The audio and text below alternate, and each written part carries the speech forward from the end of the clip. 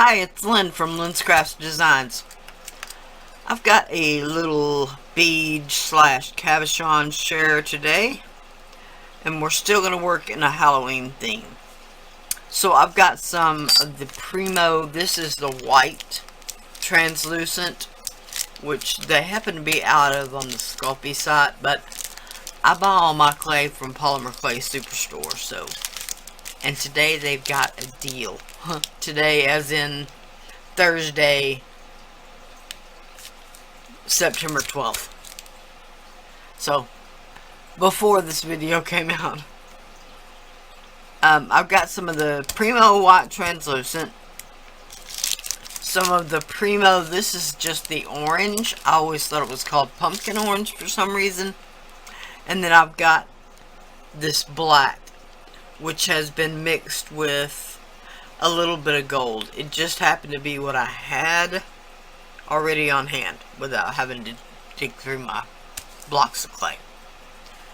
So, I've got my clay blade here. I've got some various glitters. These are the Art Accents, which I don't think is in business anymore. I've had these for years.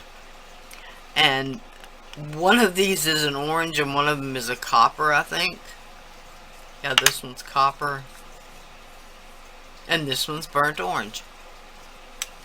But I thought they would go well with the Halloween thing.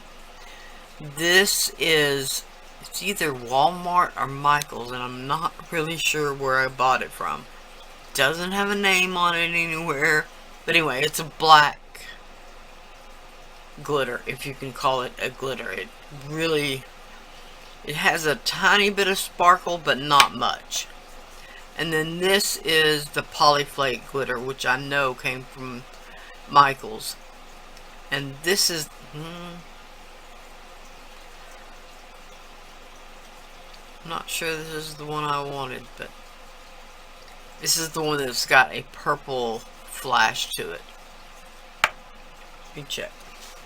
I want to say my other one has a gold. I'm going to cut some strips of this orange. And the width, none of that matters. I'm going to cut some wider, some narrower.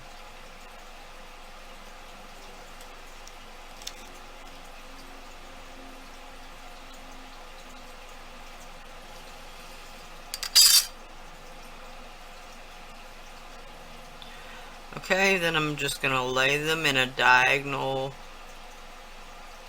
type fashion.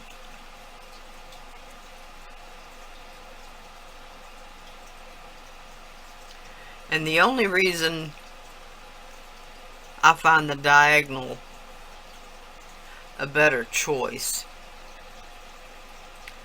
is because when I roll it up, I'm going to roll this up and then twist it. And it makes for a better pattern during the twisting. Let's do one more.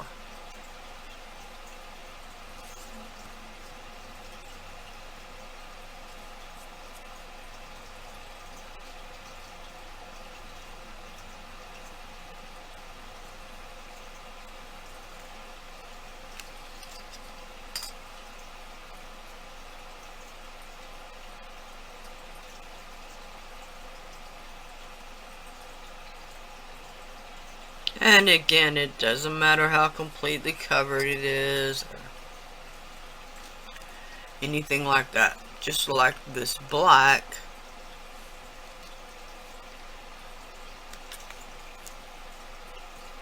of course, they're much shorter pieces than the orange.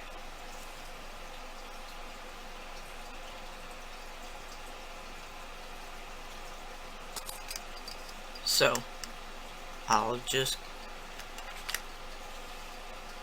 cut them twice.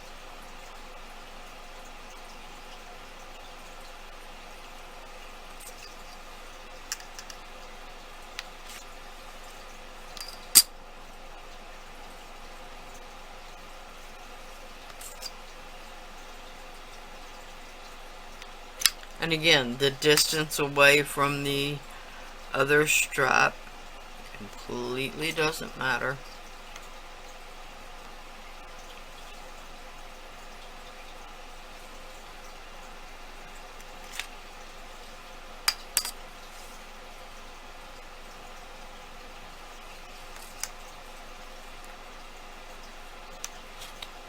This time, just because I have enough clay and because the stripes are wider apart,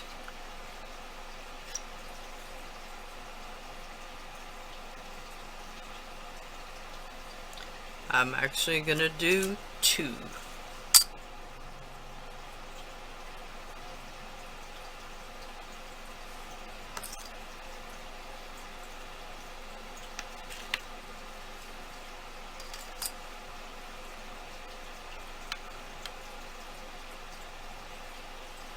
And truly, it doesn't matter if the ends overlap or there's a gap, or none of that stuff will matter.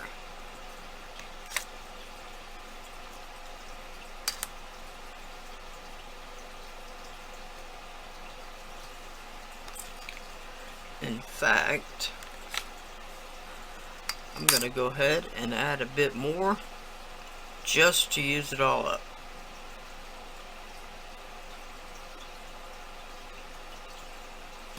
Okay, now before we roll this up, I'm going to take a little bit of the glitter, and once again, nothing matters except the amount you sprinkle. I just want sprinkling a tiny bit,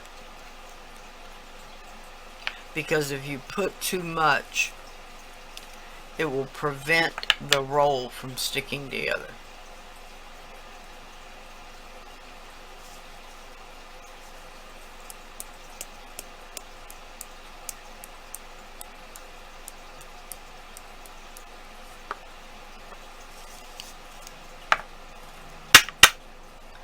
Now, these pots,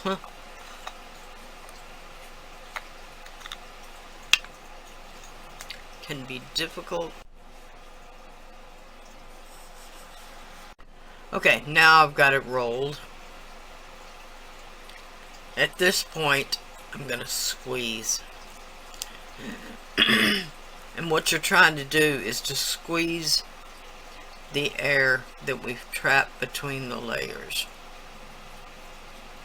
Now down here I can really feel that it's got a bit of air trapped.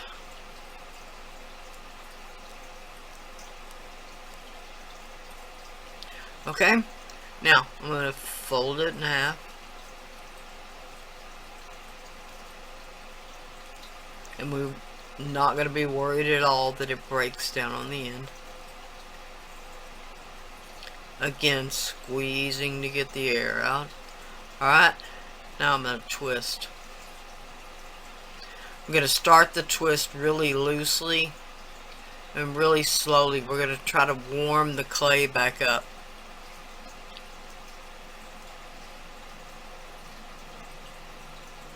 If you don't do that, then it'll break like it did on the end.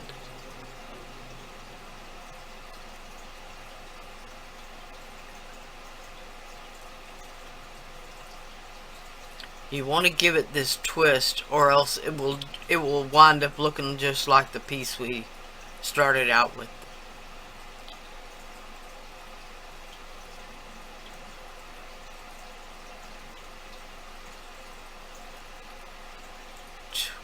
Twist it.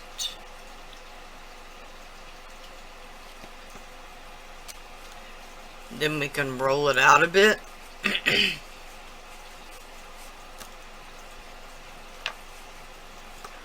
When you roll it out, you'll really be able to tell if you've got any air trapped. When it's got some air in it, it will begin to split apart like that. So we're going to squeeze that in together. And once again, we're going to fold it in half. Now you notice this time it didn't crack. That's because we've got the clay warmed up more.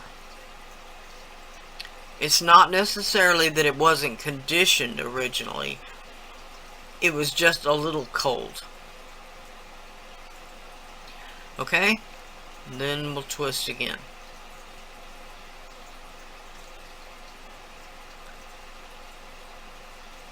Again, warming that clay up as we go.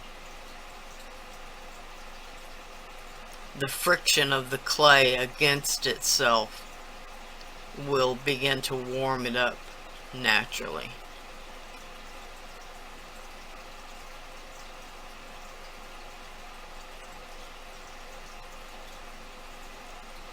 Alright.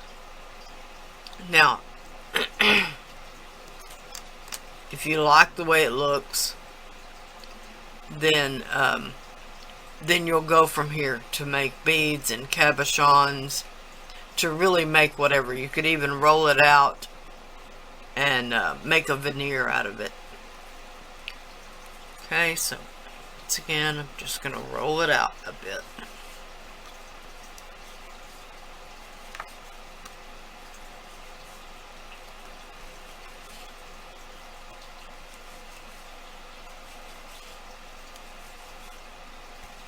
What that does, it will bring the clay back together. You can barely still see the lines where it twisted. And if you continue to roll it out, that will completely disappear. But I'm really liking the pattern, okay? Where you've got the translucent, it's on top, and that will give it a depth when it's baked. Same thing here. Now you really can't see the glitter very much right now, but when you bake it, it will really stand out.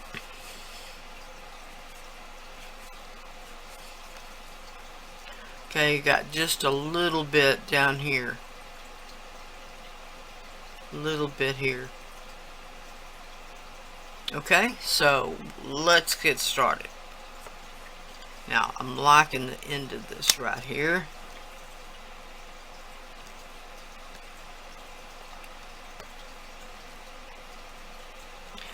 This end right here doesn't have much black, kind of like this middle section right here. So you'll have to pick and choose where you want to cut at. Okay. The same thing. When you go to roll your beads or form your cabochon, you'll have to decide, do you want this as the top or do you want this as the top? I'll give you a little example. Okay, I'm not really too wild about, well,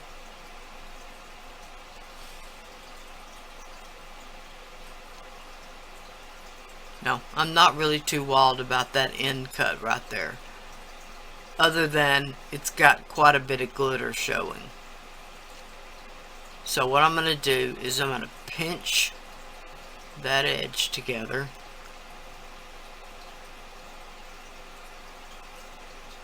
Okay.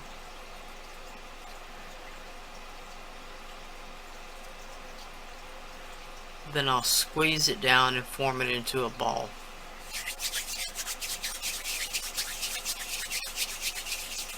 Now this does take some practice, but once you get practiced at it, you'll be able to roll that in your palms and make a nice ball or bead. Now from this bead, you can get a little towel. You can decide to form a cabochon. Let's look. There's a little glitter right there. A little glitter right there. And it's looking like a little glitter under the surface right there. But I really like where this black is. So that will be where I'm going to start. Alright, just press down.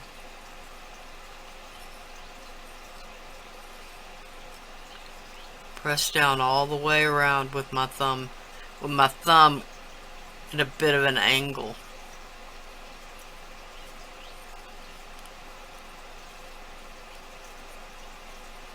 Okay, now you can start to see there was black underneath that top layer that's starting to pop up. It's got a nice little swirl. Okay, now this one, I really like the black side more than the orange side. It's got a lot more translucent and a lot more opportunity for the glitter to shine through. So once again, I'm going to pinch the rolled edge, which isn't very pretty, but that side is really pretty. But I'm gonna go with the black. Okay, so again, I'm gonna pinch this end.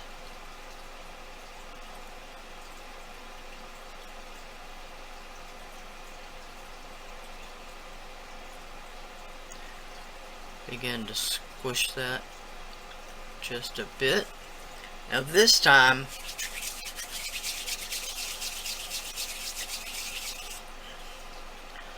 I'm going to roll it into more of an oval shape.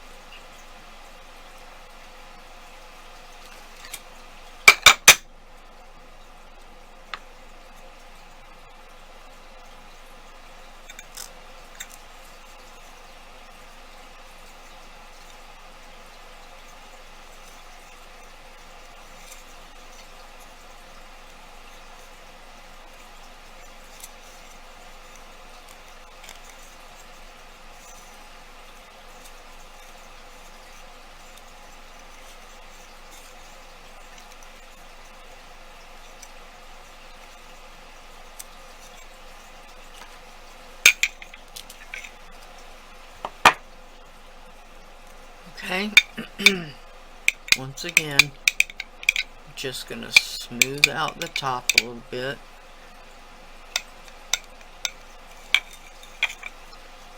Then I'm going to go around the edges, smoothing those out.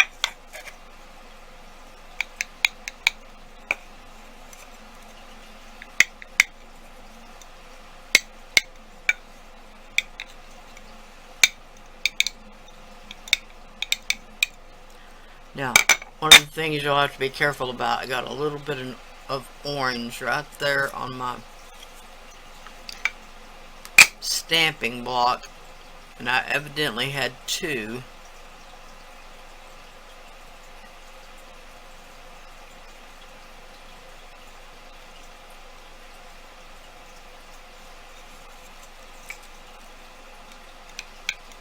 And I inadvertently stuck one of them down to the top.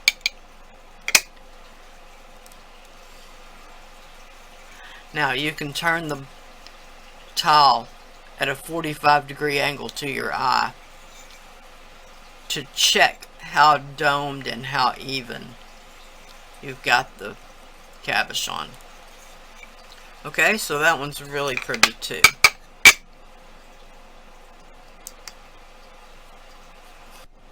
Okay, I transferred off that smaller tile onto this tile. Now you could literally go on for days. You could make a teardrop shape. You could make a teardrop shape that wasn't a cabochon. Of course, beads. Let me make a bead real quick.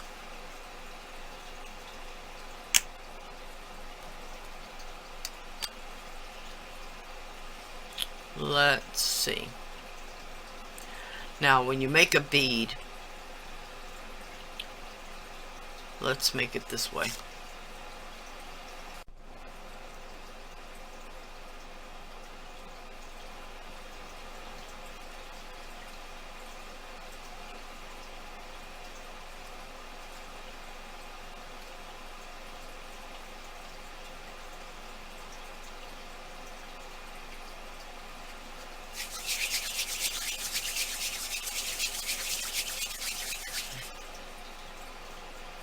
Okay, now there you can see the end cut on both sides. So you've got quite a bit of options when you roll your bead.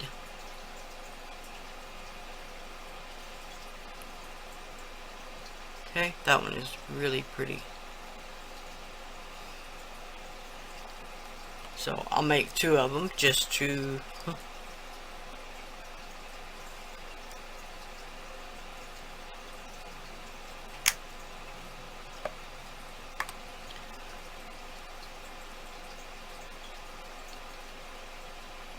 keep it balanced, so that you don't just have one Halloween bead in your stash, which can be helpful.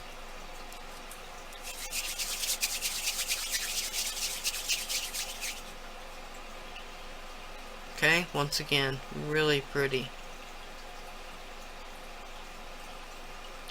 And those glitters will start to show through once you've got that baked and that translucent turns clear. Okay, now those are a little bit different in size.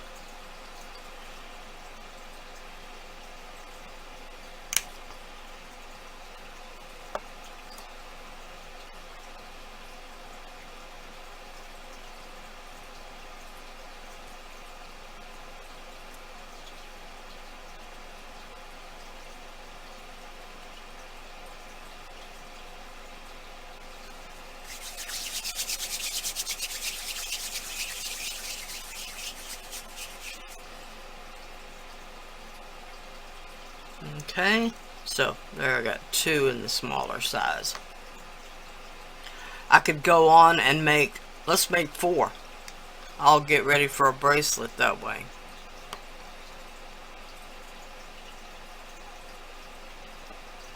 Let's continue on where we started.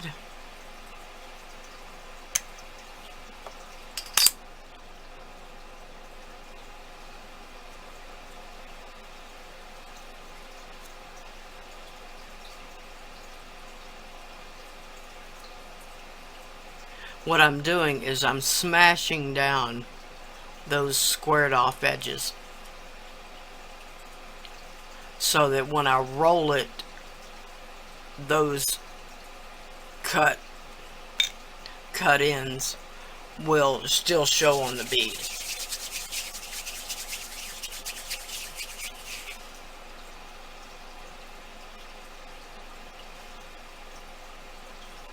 Okay, so we'll do one more.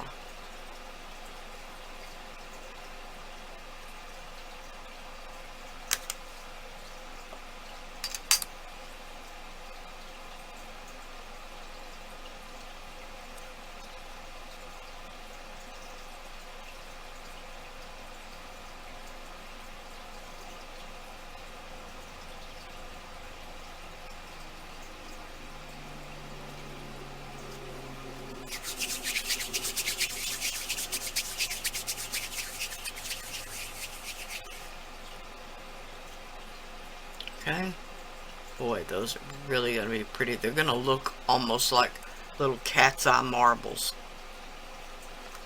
Okay, so we've got 4 relatively the same size to use for a bracelet. Now, I've showed this before, but I just have a corsage pin. Now I'll pick a point where I want my hole to go, and I'll begin to spin the bead. What that does is that helps you'll be able to see if you've got the hole out of center. Alright, now I'll roll it on my palm, then I'll push it up against the pin head. Then I'll switch directions and repeat that process. what that does is that wallows the hole out a little bit. Plus, it pushes in the pinhole where you push the pin through, so that you don't have that ugly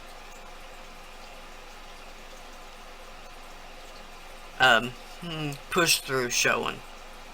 So I'll show you that one more time. Alright, and find a good spot. Alright, now I don't know if you can, but I could tell immediately that I had the hole a tiny bit off center. Now as I'm spinning it, I'm also pushing it down onto the pin.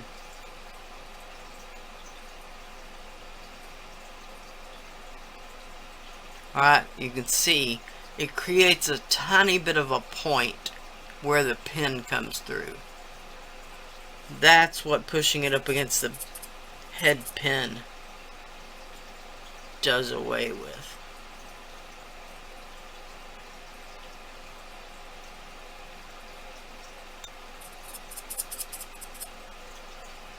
Now the rolling it on your palm just wallows out that hole just a little bit so that it's not quite so tiny a hole.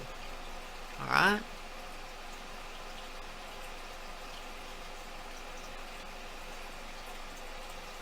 I'm going to bake these and then I'll be back. 270 for an hour. And I've got an oven I've actually got 2 oven thermometers in my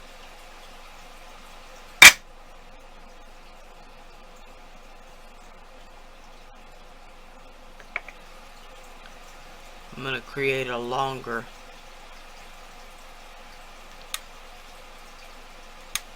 cabochon.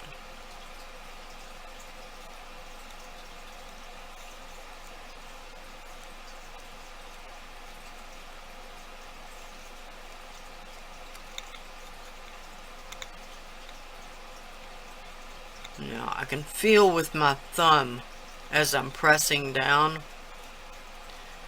that I may have a bit of an air bubble.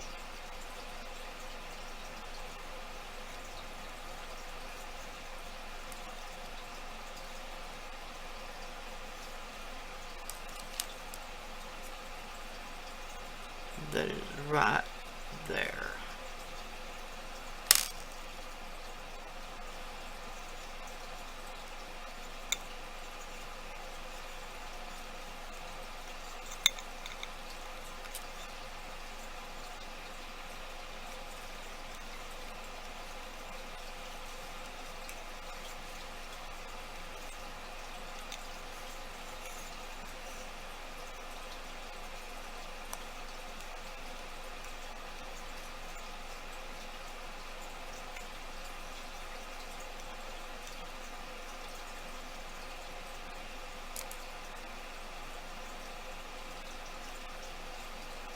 Now, one of the things that you don't hear talked about a lot is that the translucent clay and the other clays have a different density. So when you sand them, the translucent will usually sand much quicker.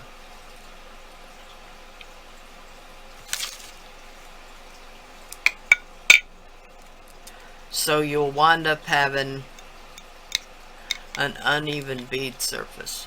The same thing will happen as you're pushing down on the cabochon.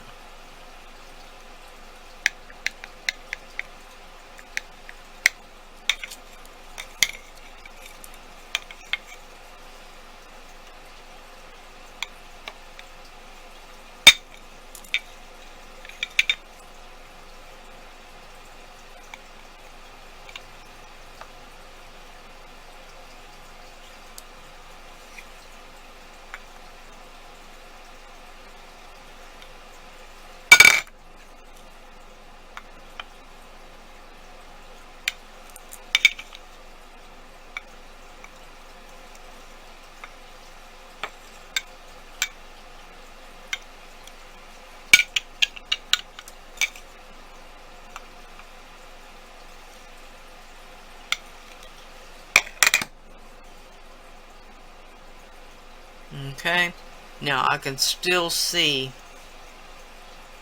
a tiny bit right there where I poked that hole to let the air out.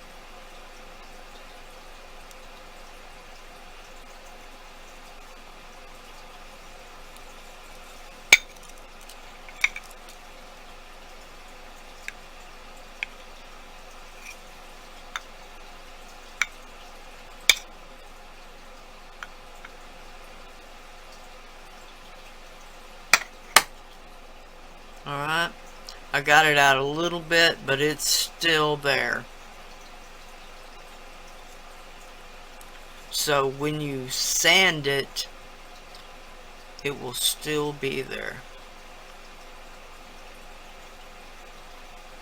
Alright, but you can tell I've got a really smooth surface on these cabochons, so they really won't need much sanding.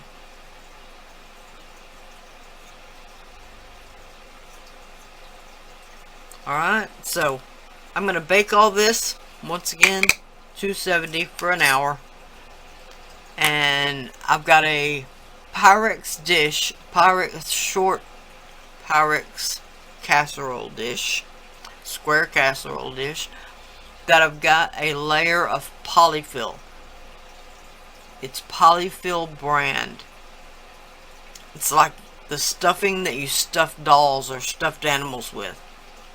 It has to be the polyfill brand. A cotton batting won't work as well. The polyfill, it won't burn when you bake it. It won't stick in the clay. It will adhere to the clay just a tiny bit, but it's mostly like static cling. They'll come right off and they leave no mark on the bead on the bead of a cabochon. The beads, I can lay them directly down on the polyfill with no bead pins to hold them up or anything like that, and they'll bake perfectly with no shiny spots or anything. So I'll bake them and I'll be back. Okay, here they are out of the oven. These beads and